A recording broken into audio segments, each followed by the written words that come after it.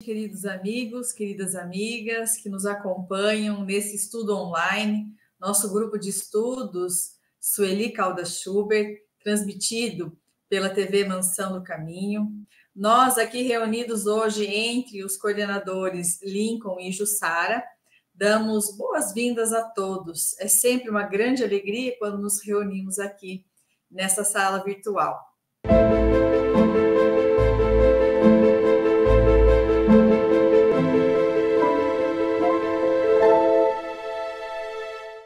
Hoje, nós estudaremos o capítulo 19 do livro Tramas do Destino, psicografia do médium Divaldo Pereira Franco, pelo espírito benfeitor Manuel Filomeno de Miranda. Então, convidamos a todos para nos unirmos em oração. Pai amado, Jesus, nosso modelo e guia, amigos e benfeitores da espiritualidade superior, agradecemos pela oportunidade de estarmos aqui novamente, reunidos em nome do Cristo, com o objetivo de compreendermos um pouquinho mais a respeito das leis soberanas da vida. Que esses exemplos trazidos nessas páginas iluminadas possam nos inspirar a sermos pessoas melhores, a tratarmos os nossos conflitos internos, a orarmos cada vez mais e confiarmos na providência divina. Abençoa todos os corações reunidos conosco virtualmente, porque sabemos que existem sempre companhias espirituais a nos abençoar quando estivermos reunidos em nome do Cristo.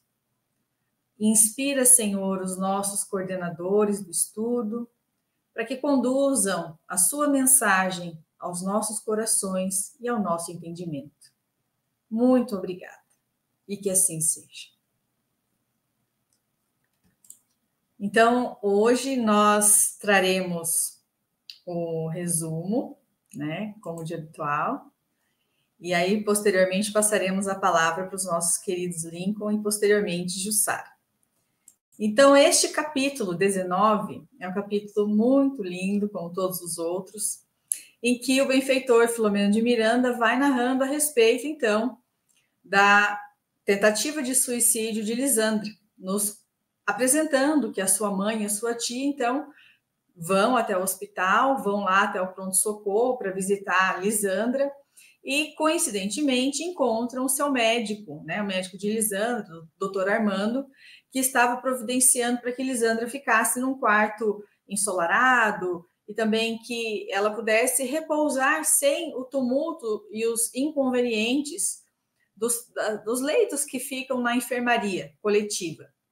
E aí, então, quando se encontraram na recepção ali do pronto-socorro do hospital, vão até Lisandra em seu quarto e veem que ela estava, claro, compreensivelmente muito abatida, mas ela estava lúcida.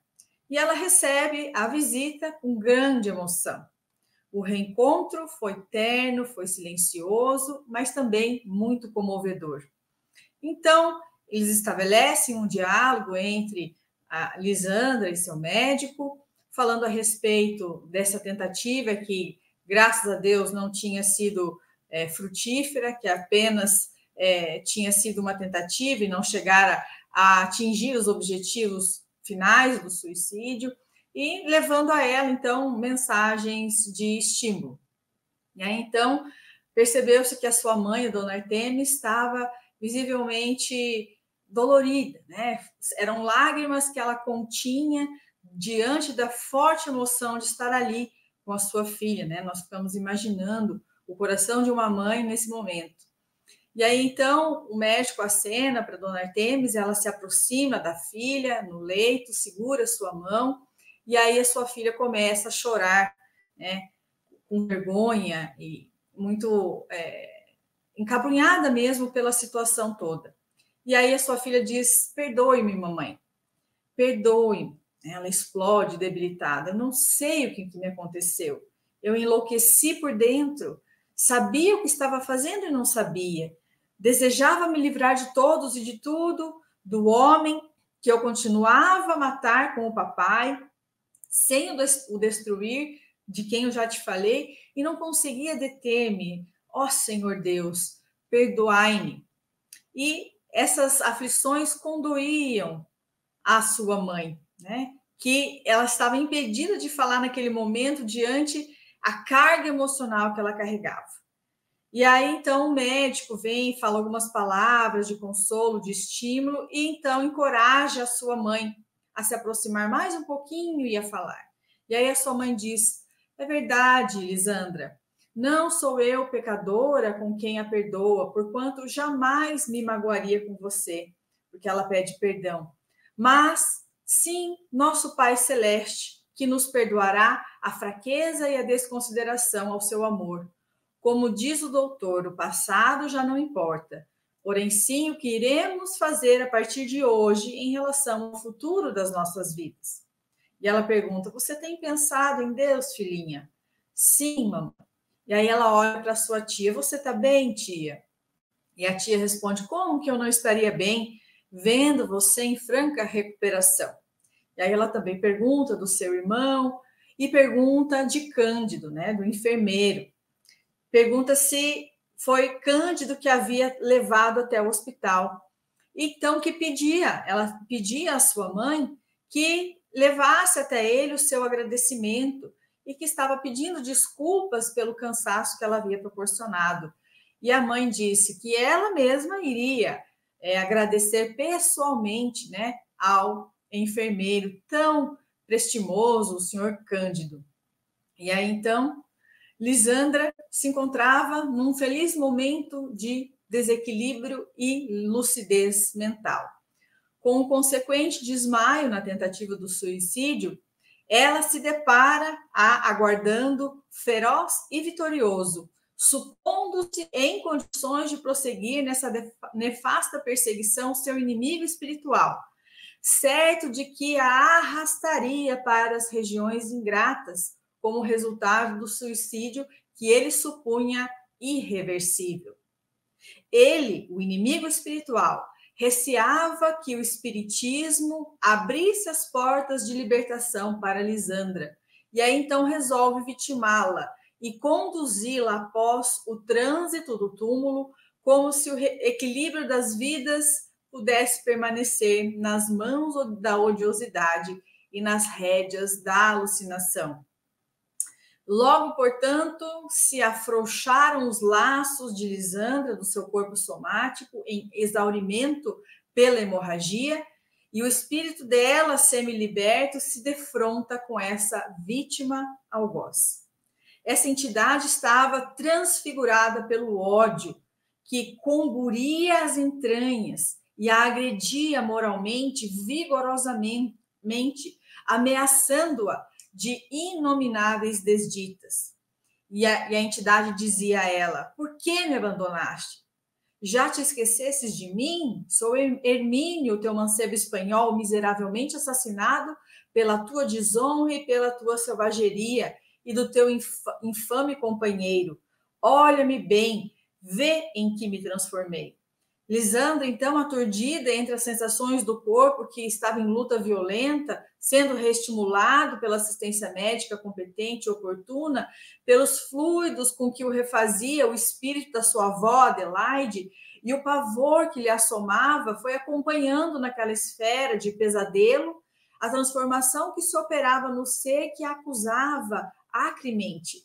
E aí, então, ela o vê decair pouco e pouco, num sombrio espaço muito pequeno, asfixiado, inquieto, agitando-se roufenho, e logo depois se decompunha num fardo de matéria pútrida, vencida pela vermina. Simultaneamente, então, ela se recorda, ela estava sentada, mas ela não pôde mais concatenar essas lembranças, porque vivia em um horror que estava a vencendo, quando ela sente uma irresistível atração, uma força incoercível que a arrastava. E aí, então, ela perde a lembrança, a consciência espiritual e acorda no corpo. máscaras de oxigênio às fossas nasais, massageada na região cardíaca, a fim de que ela se recobrasse do demorado desmaio.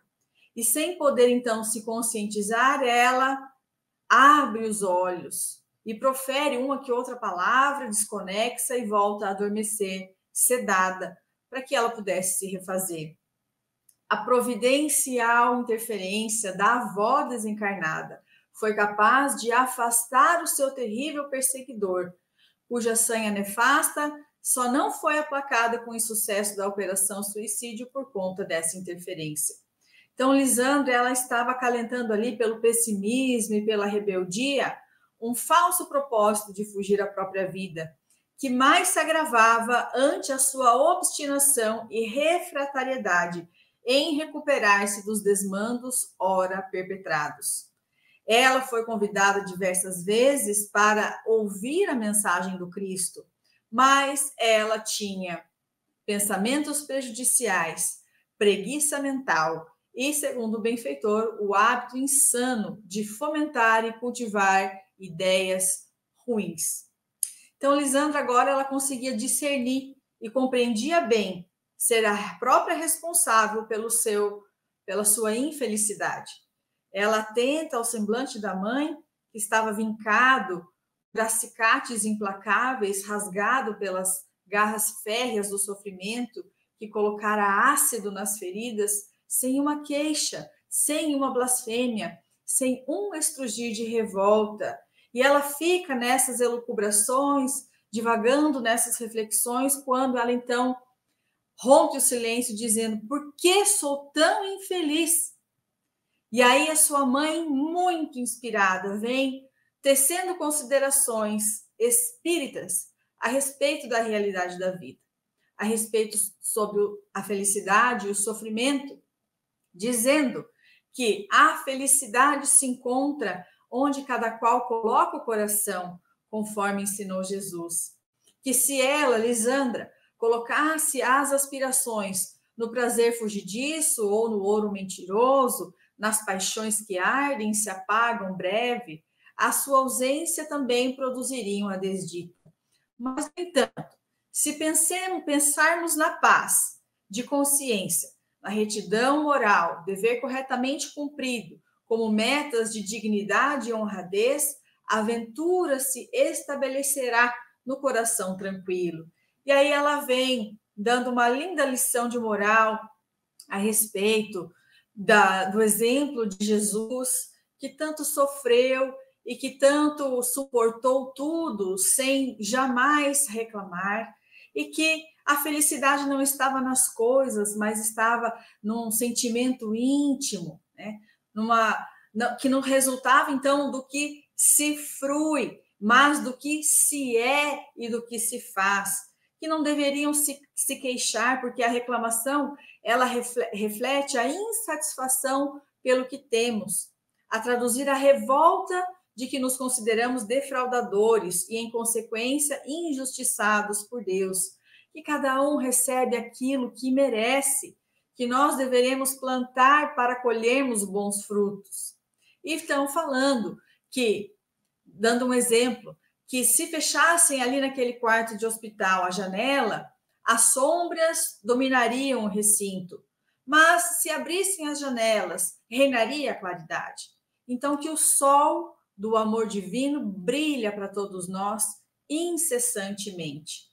A forma como se encontram as janelas das nossas intenções espirituais, morais e mentais, dirá do que preferimos: luz ou sombra, alegria ou dissabor.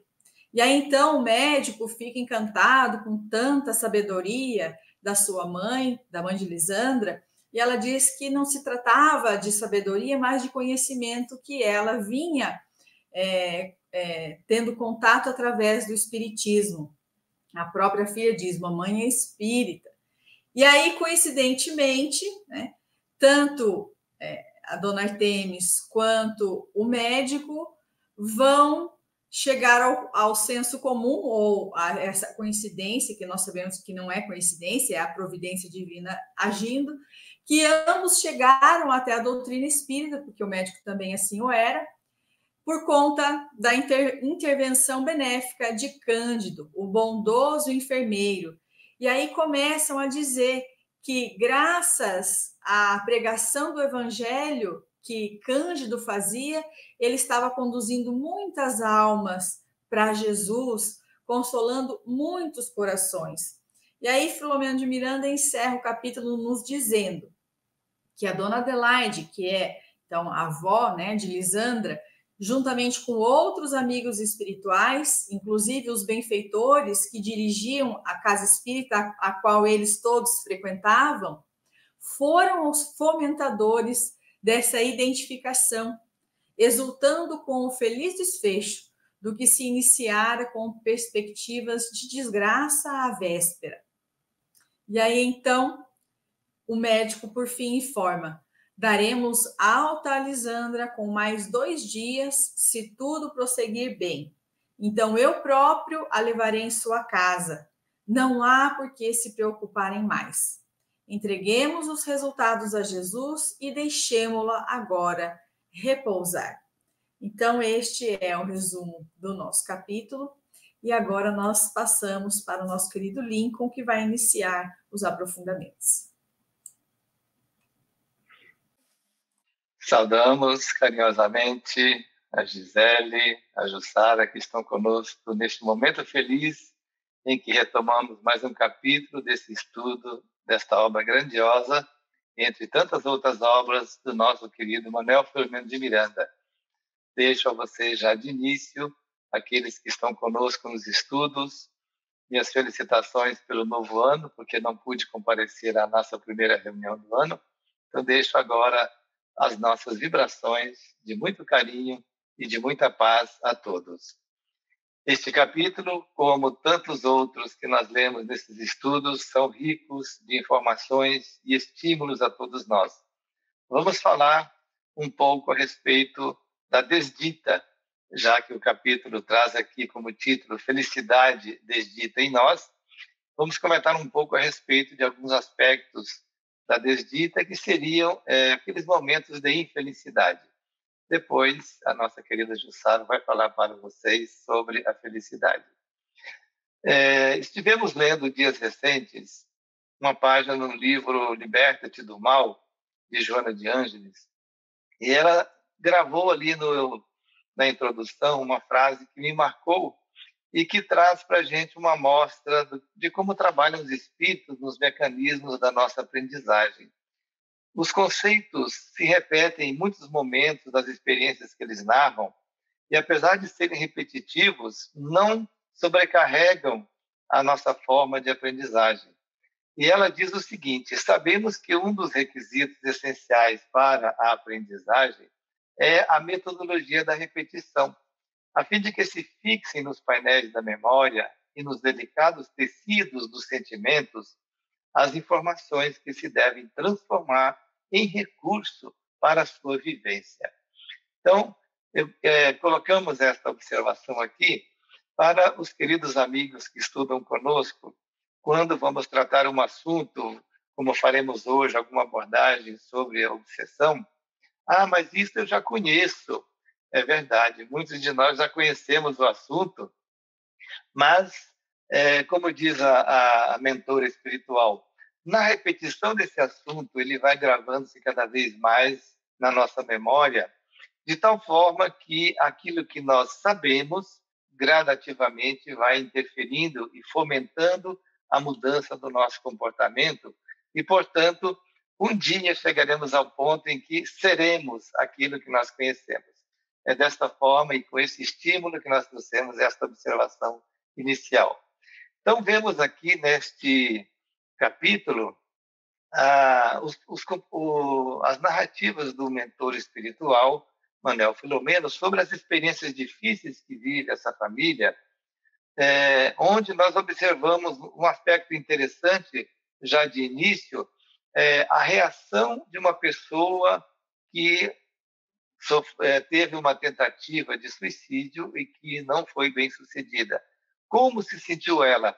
Muito interessante esses aspectos, porque na nossa vivência familiar ou com pessoas do nosso relacionamento de amigos ou na sociedade em geral, é necessário compreendermos as pessoas que cometem essas tentativas de suicídio e como resgatá-las posteriormente na forma como elas retornam. E verificamos, naturalmente, que Lisandra estava efetivamente muito envergonhada, como foi bem mencionado pela Gisele, porque o foco central do suicida é realmente o que foi dito aqui. A pessoa quer livrar-se de todos e de tudo, livrar-se da dor que ela carrega, e daí o momento do desespero e que leva ao suicídio.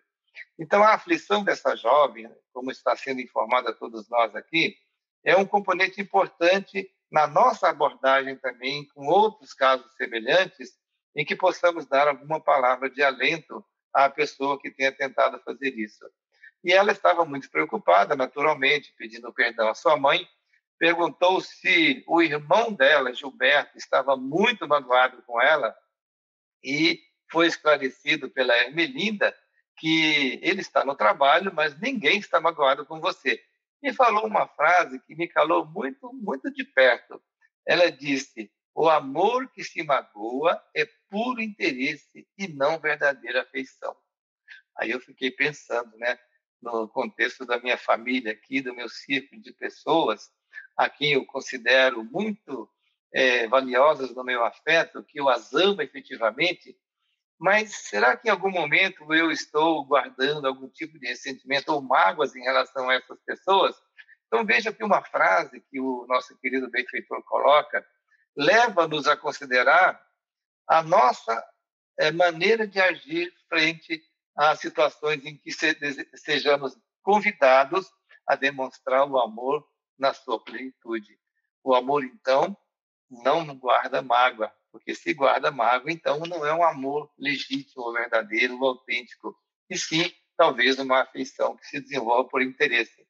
E obtivemos também nesse capítulo uma observação mais adiante a respeito de Ermelinda, onde ela foi dito aqui que ela era uma pessoa solteira, que ela renunciou às comodidades e afetos, envelhecendo no serviço de boa samaritana, junto à cunhada e aos sobrinhos, a quem doara a vida por amor, também sem qualquer azedume ou reclamação. Chamamos a atenção para esse aspecto porque muitas vezes nós temos, especialmente no grupo familiar, pessoas que são exatamente como está descrito aqui a situação de Ermelinda. Eu, pessoalmente, tenho alguns casos. São corações amigos nossos, espíritos dedicados que reencarnam para cuidar da gente. E muitas vezes não estão nem vinculados aos laços consanguíneos. Às vezes é uma servidora humilde que trabalha em nossa casa, nos serviços domésticos, que serve dedicadamente por anos a fio a uma família, ajudando a cuidar dos filhos como se fossem delas. E muitas vezes, nesses momentos hoje, deste corre-corre aí da vida atual, são pessoas que, inclusive, criam os filhos quando o casal tem que afastar-se de alguma forma para suas atividades profissionais, buscando aquilo que eles consideram como prioridade. Então, meus queridos irmãos, observemos quem está vivendo conosco e convivendo conosco para valorizar esses espíritos. Quem foram eles em outras encarnações e hoje estão resguardando os nossos lares, os nossos corações e os nossos amores para promover-lhes a felicidade. São pessoas que merecem a nossa consideração. Então, esse destaque que fazemos aqui para a nossa querida Ermelinda, que na descrição dos capítulos que já atravessamos, sempre está presente, firme, ao lado de Dona Artemis e de toda a família. Um outro aspecto que gostaríamos de comentar diz respeito aos processos obsessivos. A Gisele comentou aí que o espírito estava receando que o espiritismo abrisse as portas da libertação para Lisandra e ela pudesse, digamos, livrar-se dele de alguma forma. Isso acontece no dia a dia das atividades nos centros espíritas. Irmãos nossos que buscam o centro espírita com problemas gravíssimos, inclusive casos de ameaças de suicídio, obsessões muito complicadas, e que uma das estratégias utilizadas por esses, no momento, inimigos ou algozes desses irmãos nossos que vão à casa espírita, é tentar afastá-los de qualquer convívio com ideias renovadoras. Essa é uma dinâmica própria, porque se nós tivermos a nossa mente vigiada através de boas leituras, bons pensamentos, o acolhimento de conceitos mais elevados, naturalmente o espírito que quer nos prejudicar não encontrará na nossa casa mental o espaço necessário para influenciar as nossas ideias e conduzir-nos a um estado de desequilíbrio.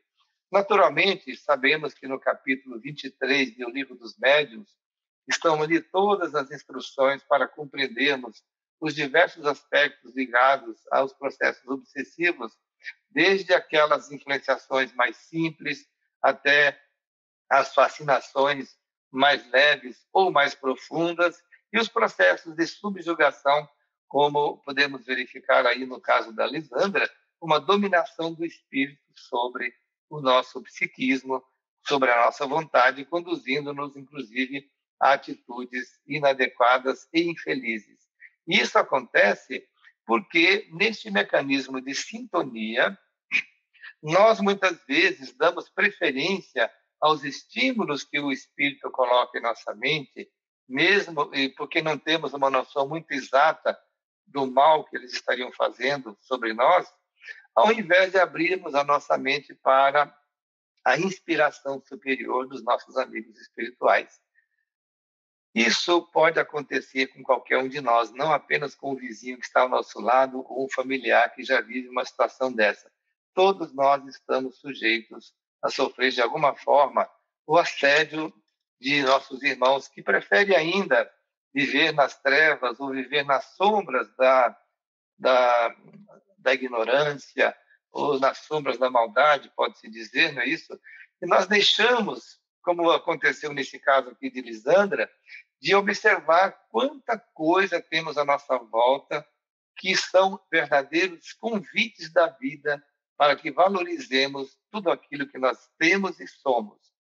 Inclusive, no livro, neste capítulo, é mencionado aqui as paisagens exteriores, as pessoas, os animais, os jardins lindos, tarefas que podem ser executadas para, num trabalho, seja ele remunerado ou não, um serviço útil que se faça no campo da solidariedade, na prática da nossa caridade material ou a nossa caridade espiritual, são elementos que podem, de alguma forma, conduzirem ou excitarem a nossa mente para termos pensamentos melhores. Mas, muitas vezes, nós não atendemos esses estímulos ou esses chamamentos que, já sabemos, estão presentes em nossa consciência, já que a lei divina está gravada em nossa consciência, como observamos em O Livro dos Espíritos. Então, meus irmãos, deixamos aqui, inclusive, uma indicação de uma obra belíssima do espírito Joana de Ângeles, recebida pela mediunidade de Divaldo Franco, que se chama exatamente Convites da Vida, que foi recebida no ano de 1972. Joana de Ângeles coloca ali 60 convites para todos nós. Então, ler essas páginas convidativas à elevação espiritual, ao esclarecimento íntimo, fazem de cada um de nós elementos ou seres mais fortalecidos em relação a tudo aquilo que nós vivemos no nosso mundo difícil que nós enfrentamos nesse presente momento. Então, o nosso comportamento mental, ele vai dizer do tipo de companhia que nós temos em relação à nossa interação ou a nossa comunicação com este mundo espiritual que está à nossa volta. Recordemos, questão 459 do Livro dos Espíritos. Já falamos isso aqui N vezes, onde Allan Kardec pergunta aos espíritos se os espíritos influenciam os nossos pensamentos e atos. E a resposta, meus irmãos, é muito clara. Influenciam mais do que supondes, e de ordinário são eles que vos dirigem. Então, diante desta observação muito grave, vamos perguntar-nos que tipo de espíritos estaria conduzindo as nossas vidas. E aí podemos acrescentar que não apenas os desencarnados, porque há processos obsessivos também entre encarnados. E há pessoas que cedem a sua emoção e os seus pensamentos, as suas atitudes em geral, à vontade de outras pessoas que são mais dominadoras. Mas essas pessoas, no final da nossa experiência reencarnatória, elas não irão responder por nós no momento de prestarmos conta do que fizemos nesta vida, enquanto estivemos encarnados, na feliz oportunidade que Deus nos entregou de viver neste ambiente onde nós nos encontramos.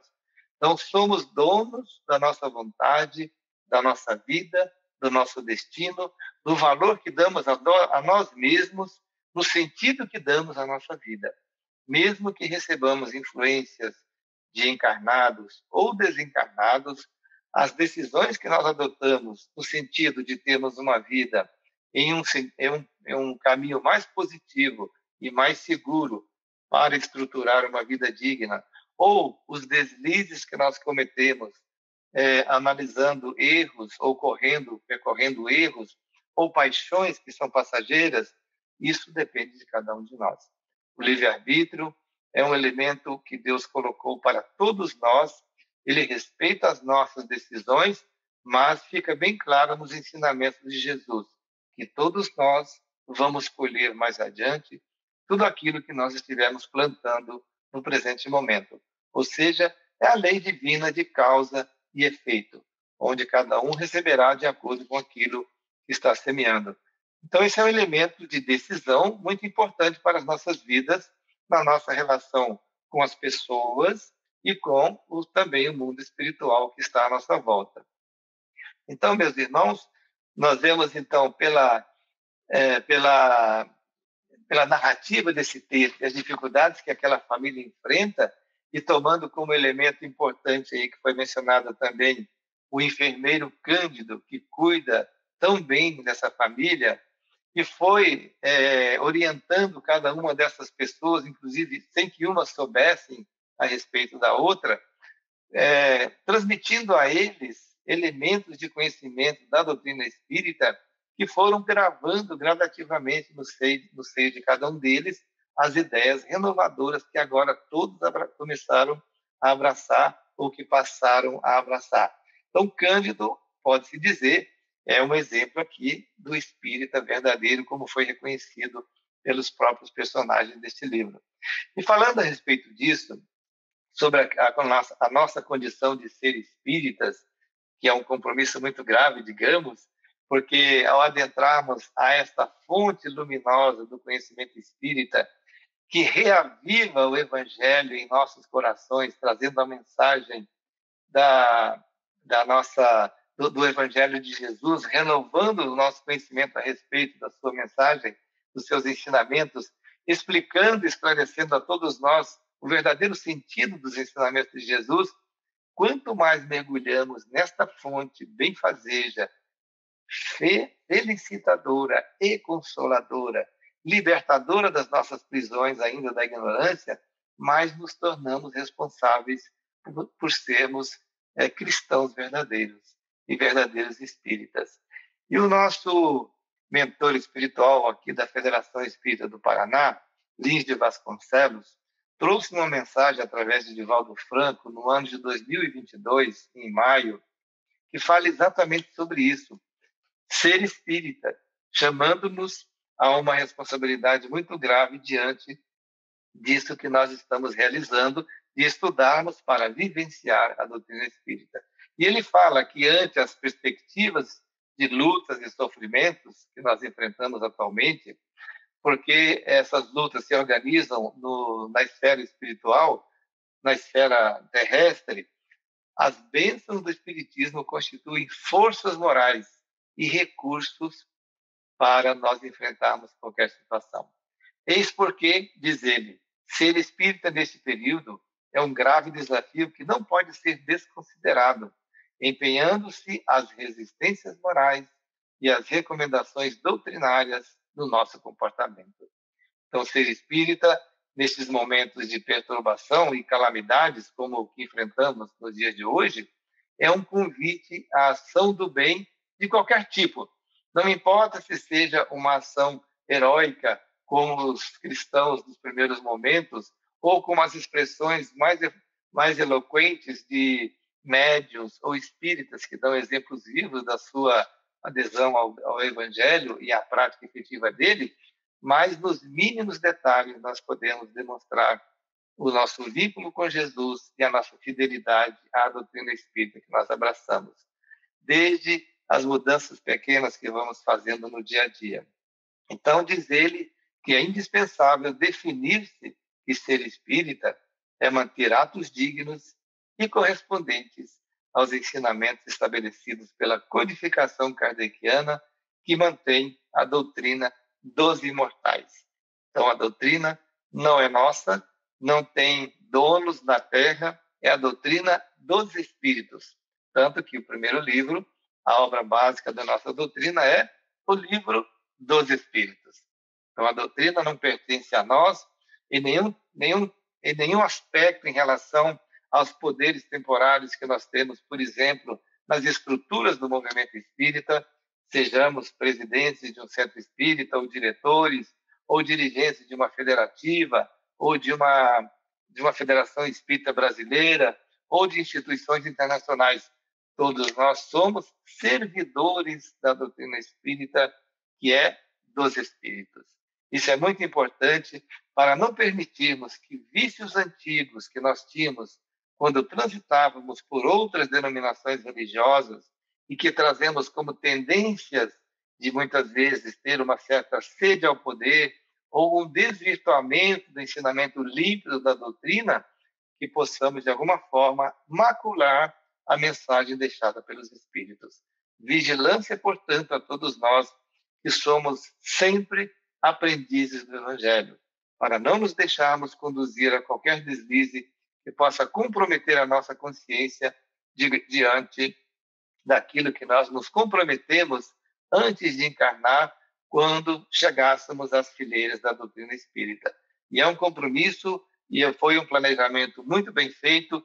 Nós estamos hoje tendo contatos com essas ideias, não é por acaso, não é por determinação nossa. Nós pedimos isto antes de nós encarnarmos, portanto, isso não é casual, mas isso é causal. Nós pedimos, os espíritos concederam, e aqui estamos nós, nas fileiras abençoadas da doutrina espírita. Então, meus irmãos, prossigamos firmes nesses propósitos de continuarmos aprendendo para poder servir melhor. Descortinar a verdade em nosso entendimento e em nossos sentimentos para sermos pessoas melhores, porque é desta forma que o mundo será melhor, quando todos nós formos melhores a cada dia. Hoje melhor que ontem, amanhã melhor que hoje. E na certeza de que nós seremos vencedores se permanecermos com Jesus sempre. Ele está conosco, basta que nós estejamos com ele também, para termos a certeza da vitória na companhia dele. Ficam esses comentários como estímulo para prosseguirmos no nosso caminho iluminado que já estamos trilhando. Devolvemos então a palavra à nossa querida Gisele. Obrigada, Lincoln, pelas suas considerações extremamente oportunas para o nosso momento atual, né? E para sempre, porque você falando agora no final, me recordei novamente daquela mensagem que já citamos aqui, da benfeitora Joana de Ângeles, Os Novos Obreiros do Senhor, em que ela fala que quantas vezes a gente já não esteve aqui na Terra com o compromisso de levar a mensagem do Cristo e nos corrompemos. Então, agora, pedimos para sermos espíritas e que Jesus, então, nos ajude a nos mantermos fiéis, né, até o fim. Obrigada. Então, agora nós vamos passar para a nossa querida Jussara, que vai dar continuidade aos aprofundamentos. Olá, queridos amigos, irmãos, irmãs, a nossa querida Gi, Lincoln, Eu tenho seguido aqui os comentários no chat e quero abraçar todos vocês que sempre são tão carinhosos em nos dizer palavras amorosas, nos motivarem para a gente continuar esse trabalho. Hoje, eu acho que eu fui um pouquinho covarde, porque, como o Lincoln disse, o nosso tema girava em torno da desdita e da felicidade. Aí eu falei para o Lincoln: ai, Lincoln, acho que eu quero ficar com a felicidade. Qual de nós, não é verdade, não gostaria de ficar com a felicidade, não gostaria de estar podendo dizer nesse momento que estamos verdadeiramente nos sentindo felizes, completos, né? E sobre este assunto que nos trata a obra Manuel Filomeno de Miranda nesse capítulo, ele toca nesse diálogo, né, que nós vemos de Lisandra com a sua mãe, aonde chega o momento do diálogo que ela pergunta para a mãe: por que eu sou tão infeliz? E nessa pergunta, nesse questionamento, eu fiquei pensando quantas vezes nós mesmos não fazemos esta pergunta, seja para alguém que esteja mais perto de nós, né, compartilhe conosco o nosso dia a dia, seja mesmo um questionamento que nós fazemos aos espíritos, a Deus, por que nós somos tão infelizes? E a resposta, né, que Dona Artemis dá, né, em relação a esta pergunta, né, que nós encontramos no livro, a Gisele já colocou para a gente aqui tão bem no início, no seu resumo, mas vamos olhar um pouquinho com mais detalhes, né? Ela fala aonde cada um de nós coloca o coração. Então, com essa assertiva, e dentro de um pensamento que ela mesma declara que todas essas ideias ela vem adquirindo, né, na doutrina espírita, na sua frequência ao centro espírita, nas conversações, nas palestras, nos estudos, né, nós pensamos, aonde nós estamos colocando o nosso coração? Né? Nosso coração que tem neurônios, né? Que já foi provado que nosso coração tem neurônios, né? Onde é que a gente está colocando essa nossa energia que nos sustenta a vida através de cada um do pulsar, né? Que nós temos nesse momento os nossos corações. E nos fala a respeito das aspirações que nós temos. Que tipo de aspirações nós estamos tendo? De pensar nas coisas fugazes, né, naquilo que satisfaz ao nosso plano sensorial, né, ao plano material, porque se nós estivermos colocando o nosso coração, as nossas aspirações neste caminho, sem dúvida alguma, nós não vamos encontrar aquela felicidade que é necessária, porque a felicidade, como nos diz ela no seu diálogo com a filha, ela existe na paz da consciência, na retidão moral e no dever cumprido. Então, com isso, quando nós estamos com essa paz de consciência, essa retidão moral, dever cumprido, nós vamos ficar com o nosso coração tranquilo, né?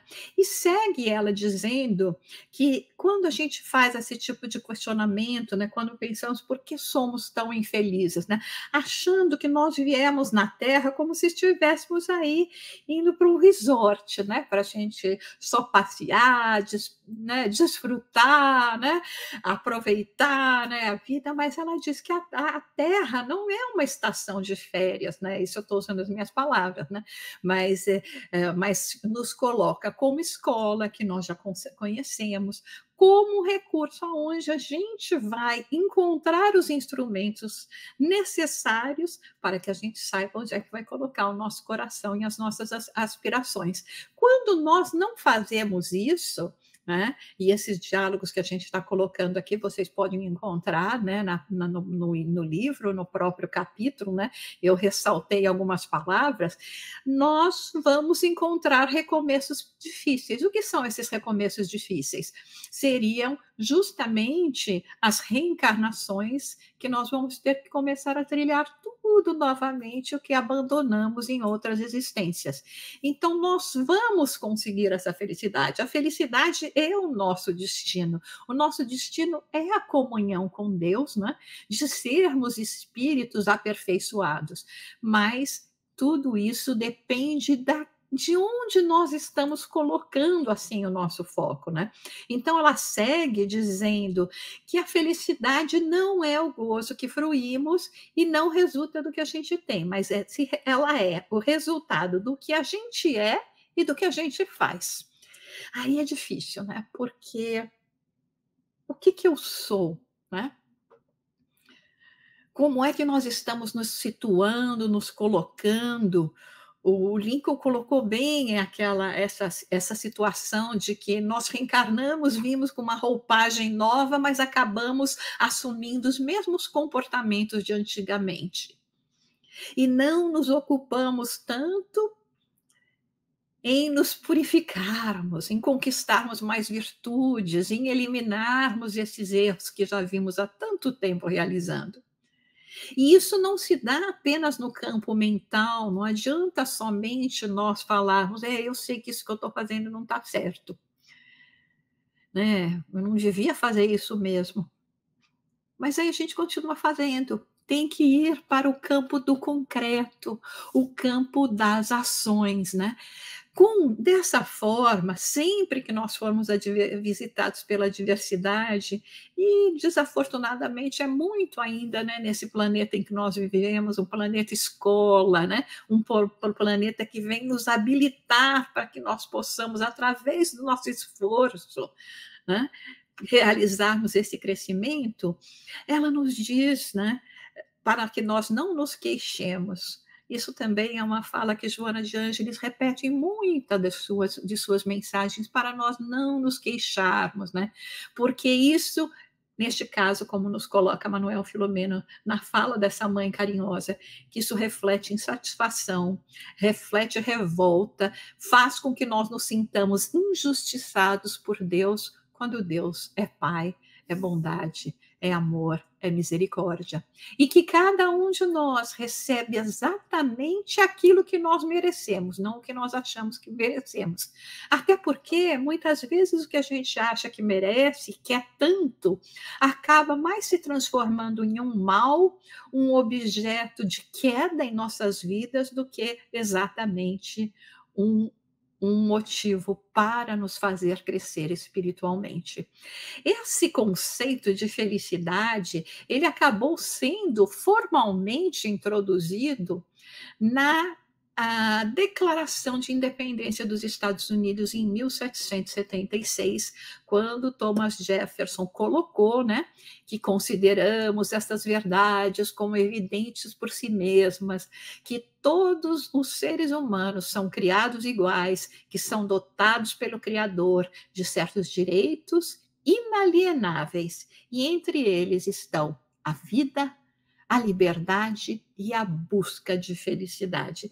Então, essa foi a primeira vez que se colocou a felicidade dessa forma, né, de um conceito e de algo que cada um de nós, independente, né, de países, de etnicidades, etc., temos o direito de ir atrás. No budismo, Buda coloca, né, a felicidade como um tema central também, né, mas dizendo que a felicidade é quando a gente se liberta do sofrimento através, né, desse caminho óptuplo que ele coloca, né, que nos leva ao que seria o equivalente no Espiritismo a esse estado de aperfeiçoamento, de perfeição, de espírito puro, e essa felicidade só é suprida, né, só chega no estado maior, né, supremo, quando nós superamos os nossos desejos realizados às formas. Então, veja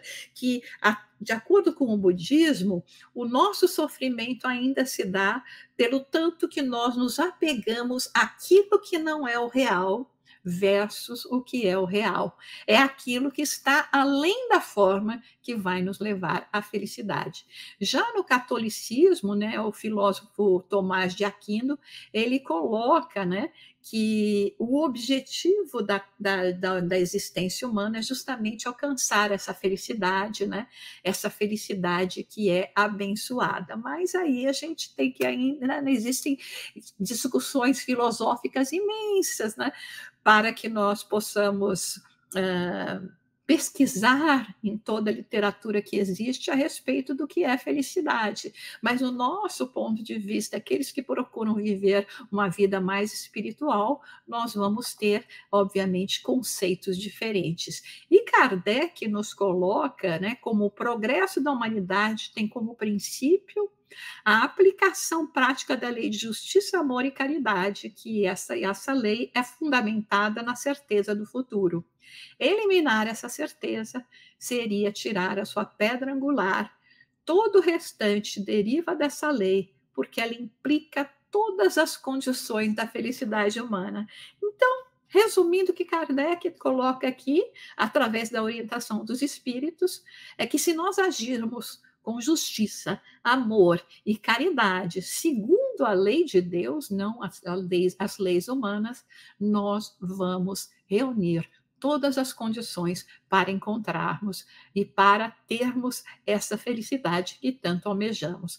Nos coloca também em O Livro dos Espíritos, a respeito de felicidade e infelicidade relativas, algumas questões que ele faz aos espíritos. A 920 é muito interessante, perguntando se pode o ser humano gozar de completa felicidade na Terra. E os espíritos respondem: não. Porque essa vida na matéria, nessa escola, é uma vida ainda que vem como prova, como expiação, mas podemos, e isso é muito importante, suavizar os males e ser tão feliz quanto nos é possível na Terra. E é isso que nós temos que nos perguntar, né? Com tudo isso que nós sabemos, que temos aprendido, né? Será que nós estamos suavizando esses males ou estamos trazendo ainda mais agravantes, mais dificuldades? Aí ele pergunta na 921, concebe-se que o ser humano será feliz na Terra quando a humanidade estiver transformada, mas, enquanto isso não se verifica, poderá ter uma felicidade relativa? E ele diz que nós somos, os espíritos, né, falam que somos os obreiros da nossa infelicidade. Se nós praticarmos a lei de Deus, muitos males serão eliminados, e novamente enfatizo que eles já responderam, né? Os espíritos que trabalhavam com Kardec, às vezes é tão interessante, né? Porque Kardec era muito insistente, né? Ele queria ter certeza, né? Ele queria realmente checar duplamente se os espíritos estavam falando aquele que ele entendia, né? Então vocês vejam que essa resposta dos espíritos é praticamente o que eles já responderam na 920, mas Kardec vem para enfatizar, para que não reste nenhuma dúvida, principalmente sabendo o que seríamos nós depois que estaríamos lendo e refletindo, e não queria deixar nenhuma dúvida. Agora, essa pergunta 922, a resposta dos espíritos, é uma resposta que nós temos que gravar em nossos corações. Kardec pergunta: haverá, contudo, alguma soma de felicidade comum a todos os homens, alguma forma, né? Aí eles dizem: com relação à vida material, é a posse do necessário. E com relação à vida moral, a consciência tranquila e a fé no futuro. Então, vejam, o que é felicidade para os espíritos, né? Para nós que estamos aqui encarnados na matéria, é nós possuirmos o necessário para nós vivermos. Mas, do ponto de vista de espírito imortal, é nós trazermos a consciência tranquila e sabemos que existe sim um futuro. Jesus, né, nos coloca nesta frase, né, em mim tereis paz, no mundo tereis aflição, mas tende bom ânimo, eu venci o mundo. Eu achei muito importante trazer essa fala de Jesus quando nós estamos falando sobre felicidade, né? Até parece que eu estou aqui falando da Desdita, né? Que o Lincoln nos falou anteriormente, mas na verdade é importante nós refletirmos sobre isso, principalmente em relação à resposta que os espíritos deram a Kardec. Né? Jesus nos dizendo, em mim, né, vocês vão ter paz, vamos ter a conexão com Deus, vamos ter a felicidade, né? Mas se nós nos ficarmos somente nas coisas do mundo, nós vamos sofrer essas aflições. Mas ele nos fala que é possível, porque ele venceu as coisas do mundo. Ele é um espírito que foi criado por Deus, também como nós, que passou pelo seu processo evolutivo e venceu todas essas etapas e veio e vem, né, para nos levar para esse outro caminho, né? Agora, muitas pessoas falam, eu seria muito feliz se eu tivesse uma prosperidade material, né? E as pesquisas que estão sendo realizadas nesse sentido, né, elas dizem que esse fator de nós termos as coisas materiais, eles representam um percentual muito pequeno naquilo que realmente poderia representar a nossa felicidade, né? Então, dentro de uma pesquisa realizada aqui nos Estados Unidos, eles dizem que o nível de felicidade não aumentou significativamente desde pelo menos 1947, apesar de um aumento maciço em termos de riqueza e renda. Vejam, é muito interessante essa resposta, porque eles usam como base 1947, que é pós-Segunda Guerra Mundial, final 1945. Então, nós devíamos pensar, nossa, após uma Segunda Guerra Mundial, tinha que ter aumentado surpreendentemente, pelo menos pela próxima década. E vejam que não é isso que as pesquisas trazem, né? E o que seria realmente aquilo que faz as pessoas felizes? E hoje, os psicólogos, né, positivos, né, dessa área da psicologia, que estudam essa ciência da felicidade, né, que procuram essa resposta, né, que nem diz aqui, né, o Santo Graal, já há muitos anos, eles dizem que dinheiro, amor e saúde podem aumentar o nosso nível de felicidade em até 10%. 10% é muito pouco, gente. Dinheiro, amor e saúde, quando a gente acha que só isso que é importante. Por quê? Porque existe esse vazio existencial. Porque nós estamos, muitas vezes, ainda colocando o nosso coração, as nossas aspirações aonde não deveríamos. Então, a gente conquista, a gente trabalha mais, a gente consegue comprar mais coisas, ter mais conforto, consegue estar em bons médicos para poder preservar a nossa saúde, acha até, né, relações de amores, mas isso, para o espírito imortal, ainda é muito pouco e não representa aquela felicidade que satisfaz. Então, o que nós podemos fazer para alcançar a felicidade? Porque, sem dúvida alguma, existem muitas portas diante de nós, né? E Abraham Lincoln, o ex-presidente dos Estados Unidos, ele fala que a maioria das pessoas são tão felizes como as suas mentes as permitem ser. Vejam, por exemplo, como é a nossa atitude diante de uma adversidade. Não vamos aqui tentar reduzir a importância, né, a dificuldade porque cada um de nós passamos. Mas será que se nós analisarmos a nossa vida como um todo, mesmo que seja só o momento presente, nós não teríamos muito mais motivos para ser gratos do que para nos sentirmos infelizes?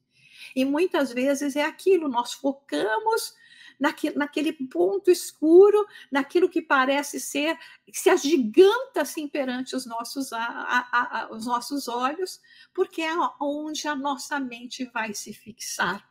Então, esse bispo, né, inglês, filósofo, escreveu já no século XVII, que uma das coisas que pode nos trazer a felicidade é a promoção do bem-estar de nossos companheiros humanos, né, essencial para a busca da nossa própria felicidade. Eu me lembro, não vou conseguir né, repetir literalmente, mas de um pensamento, de uma fala de Chico Xavier, né, onde ele dizia que quando a gente estivesse assim, com muito sofrimento, que a gente fosse fazer caridade, que aliviaria muitos nossos sofrimentos. Né? Então, quando nós praticamos o bem, não só alivia os nossos sofrimentos, mas como também nos traz uma outra sensação de felicidade. Todos aqueles que, né, que se conectam a projetos do bem, né, do bem-estar, da coletividade, da comunidade, vão, sem dúvida alguma, estar vivendo num nível de felicidade diferente dos outros. E ele dizia, né, Chico, a felicidade não vem de posses ou poder, mas de um coração sábio e dedicado. Um estado mental feliz, desapegar das circunstâncias. Muitas vezes a gente fica lá naquelas pessoas, o que estão pensando de mim, o que estão falando de mim. Ter fé num poder superior, que é isso que sempre nós falamos em relação ao espiritismo. Ter uma atitude mental positiva, não vou ficar focando só naquilo que está me incomodando, não vou deixar que uma pedrinha no sapato que está incomodando o meu dedo venha a alterar o meu estado geral, o meu bem-estar. Vou mudar a minha perspectiva, a minha visão. Às vezes a gente fica olhando só por um lado, né? Sabe aquele ditado que a gente fala, há males que vêm para bem? Então, num primeiro momento, a gente fala que é um mal, mas depois, quando a gente analisa por uma outra perspectiva, a gente vê que é um bem. Acreditarmos em nós mesmos e nas nossas habilidades. Sem dúvida alguma, nós temos deficiências ainda, nós temos muito a crescer, mas nós já crescemos muito, e nós temos, né, essa confiança na doutrina espírita, né, em tudo que nos traz o espiritismo, para podermos nos lembrarmos que somos filhos de Deus. E gratidão pela vida. Quanta bênção é para cada um de nós. Só o fato de estarmos encarnados já deveria ser o suficiente para nos sentirmos felizes, porque sabemos da longa espera, dos estados que nos encontrávamos na espiritualidade, aonde, conscientes dos nossos erros, dos nossos equívocos, nos martirizávamos no remorso, na culpa, até que nos foi oferecida uma nova oportunidade de soerguimento, de crescimento espiritual. Então, que nos lembremos que Deus está sempre conosco. E como nos disse Kardec, né, no livro A Viagem Espírita, os homens querem a felicidade. Como o Espiritismo a oferece, eles se lançarão em seus braços. Então, dizendo aqui, nós queremos a felicidade, o Espiritismo está nos oferecendo isso. A mensagem dos imortais que vem reavivar em nossa memória a mensagem do Cristo sobre as leis de Deus, nosso Pai misericordioso e bondoso. Que nós, então, nesse momento em que nós iniciamos mais um ano, em que temos mais uma oportunidade de vida, aproveitemos todo esse conhecimento que recebemos da doutrina espírita, que esse conhecimento se transforme em ação e que seja sempre ele que nos guie em nossas resoluções.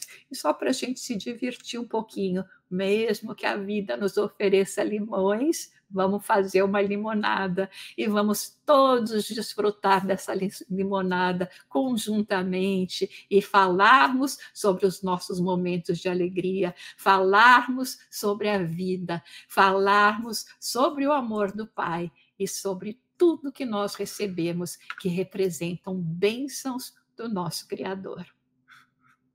Obrigada. Obrigada, Jussara. Agradecemos também mais uma vez ao Lincoln. E da fala da Jussara, nós gostaríamos aqui de compartilhar que, enquanto ela nos trazia essas reflexões tão importantes, nos lembramos do benfeitor que está ali logo atrás dela, Dr. Bezerra de Menezes, né?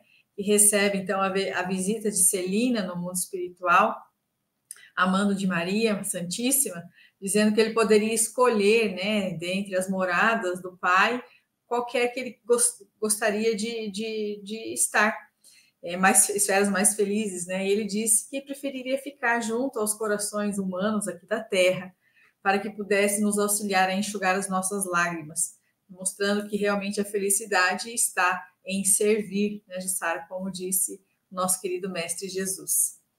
Então, queridos amigos, mais uma vez, muito obrigada pela companhia de todos, que possamos aproveitar desses aprofundamentos e estudar cada vez mais para que o conhecimento possa nos libertar. Um grande abraço e muita paz.